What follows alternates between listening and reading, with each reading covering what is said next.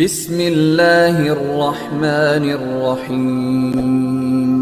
اللہ کے نام سے شروع جو بڑا مہربان اور نہایت رحم کرنے والا ہے۔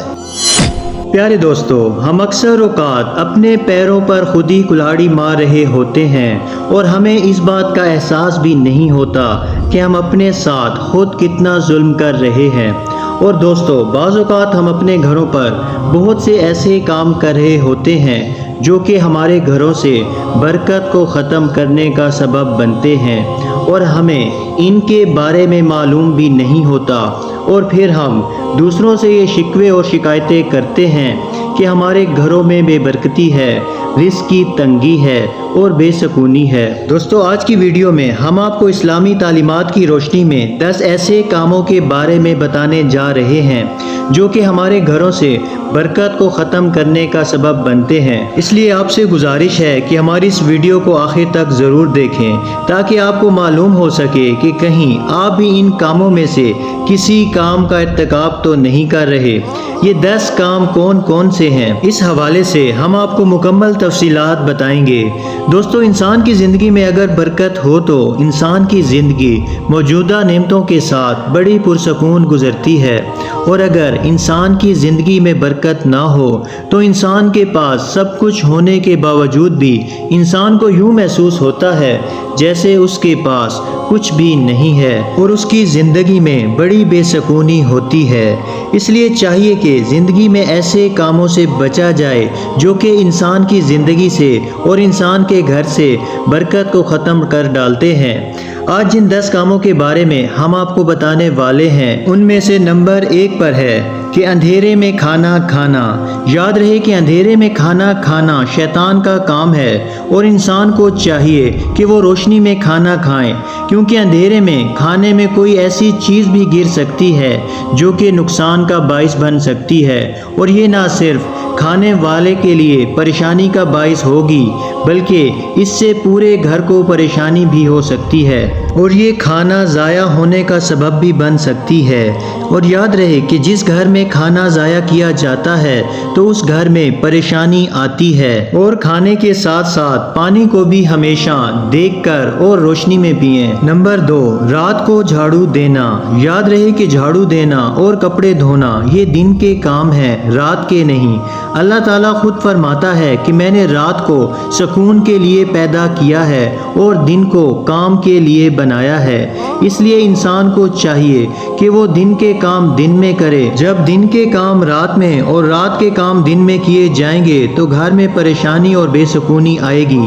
یہاں ایک بات سمجھنے کی ہے کہ باامر مجبوری شام کو یا رات کو جھاڑو لگایا جا سکتا ہے۔ مثلاً کسی وجہ سے گھر میں گندگی بن گئی ہو تو جھاڑو لگا کر صاف کر دینا چاہیے، لیکن رات کے وقت جھاڑو لگانے کو عادت نہیں بنانا چاہیے۔ نمبر 3، پھونک مار کر چراغ کو بجھانا۔ یاد رہے کہ چراغ کو پھونک مار کر بجھانے سے منع کیا گیا ہے۔ نمبر 4، جھوٹ کا سہارا لینا یا جھوٹ بولنا۔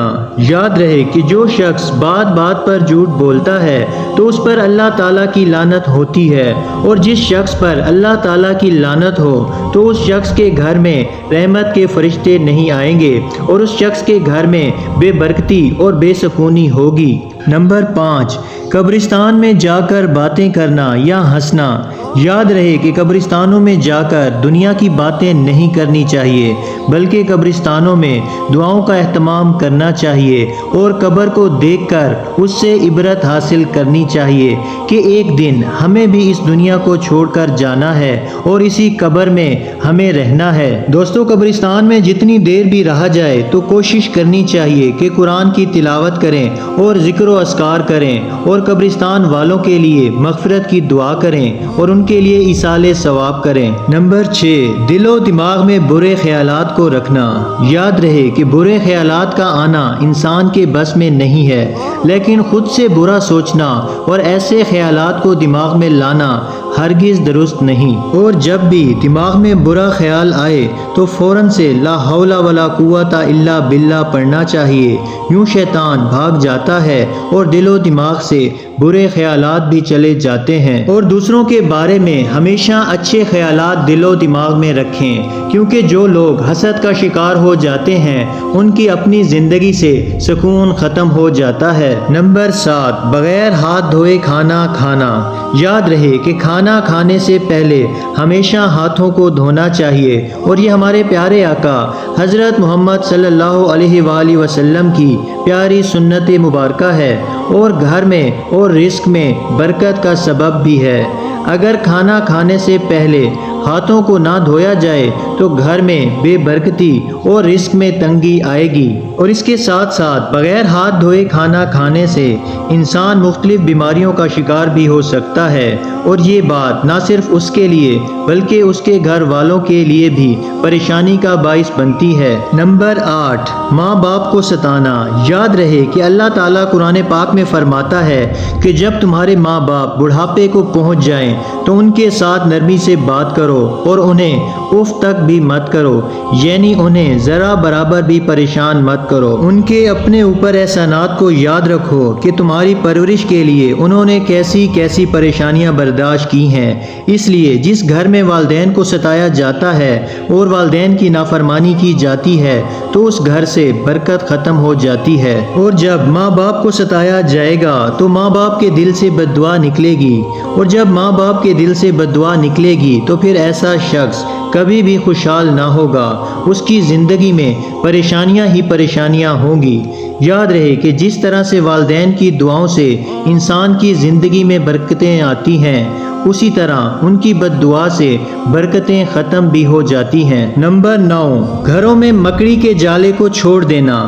یاد رہے کہ جس گھر میں مکڑی کے جالے کو چھوڑ دیا جاتا ہے اور صفائی کا خیال نہیں رکھا جاتا تو ایسے گھروں میں بھی بے برکتی ہوتی ہے۔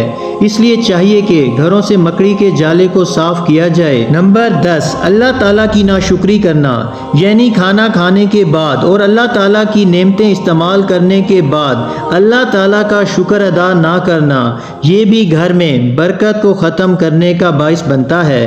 یاد رہے کہ اللہ تعالیٰ قرآن پاک میں خود ارشاد فرماتا ہے کہ اگر تم میری نعمتوں کا شکر ادا کرو گے تو میں ان میں اضافہ کروں گا، اور اگر تم میری ناشکری کرو گے تو اللہ کا عذاب بڑا سخت ہے۔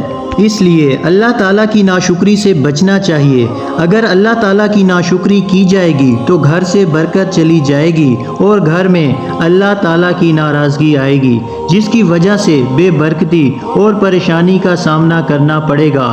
دوستو، یہ تھے وہ 10 کام جو کہ گھر میں بے برکتی کا باعث بنتے ہیں، لہٰذا ان کاموں سے بچا جائے اور اس کے ساتھ ساتھ ایسے کام کیے جائیں جو گھر میں رحمتیں اور برکتیں لانے کا باعث ہوں، جیسا کہ نماز اور قرآن کی تلاوت کا اہتمام کرنا اور اللہ تعالیٰ کی نعمتوں کا شکر ادا کرنا، خاص کر اس بات کا کہ اللہ تعالیٰ نے ہمیں حضرت محمد صلی اللہ علیہ وآلہ وسلم کا امتی بنایا، اور اگر ہم زندگی میں سکون اور برکتیں چاہتے ہیں تو ہمیں آپ صلی اللہ علیہ وآلہ وسلم کی سنتوں پر عمل کرنا ہوگا، تبھی ہم دنیا اور آخرت میں کامیاب ہوں گے۔ اللہ تعالیٰ سے دعا ہے کہ اللہ تعالیٰ ہمیں نیک اعمال کرنے کی توفیق عطا فرمائے اور برے اعمال سے بچائے۔ اسی طرح کی مزید معلوماتی اور اسلامی ویڈیو دیکھنے کے لیے ہمارے اس اسلامی چینل کو سبسکرائب ضرور کریں۔ جزاک اللہ۔